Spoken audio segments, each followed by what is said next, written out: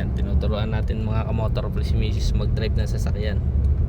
Kasi kailangan niyang matuto ng mag-drive ng sasakyan dito kasi dito sa Australia dito hindi uso masyado yung mga biyahe or mga may bus, kaso mahirap yung ano niya, mahirap yung biyahe, minsan lang meron. Kaya dito pag nagtrabaho sa Australia, talagang need mo ng sariling sasakyan. Ngayon nabilhan ko na si Mrs. ng second hand na sasakyan.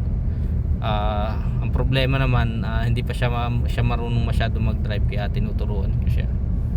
Yan, kaya kung balak nyo mag-work dito sa Australia, kung habang nadyan pa kayo sa Pilipinas, mas maganda maturuan nyo na yung misis nyo mag-drive ng sasakyan. Kung halimbawang dadalhin nyo sila dito, or kayo kung magtatrabaho kayo dito, mas maganda marunong kayo mag-drive ng sasakyan.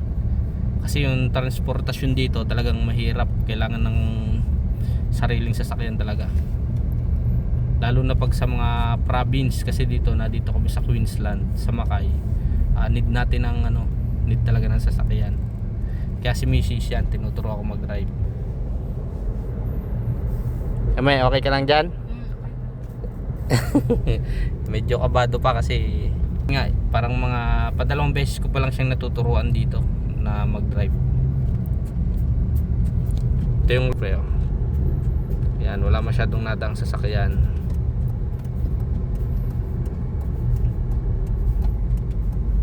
Kasi parang pinakapuhunan mo na yun kung marunong ka mag-drive dito. Yan, tulad ni Mrs. Yan, pwede siyang magtrabaho, pwede siyang sumideline ng ibang trabaho. Extra income din. Yan. Tapos dito mga motor pre, kasi malaki yung bayad dito, mabilis kang makakaipon. Yan lang mga kamotor pre, advice lang.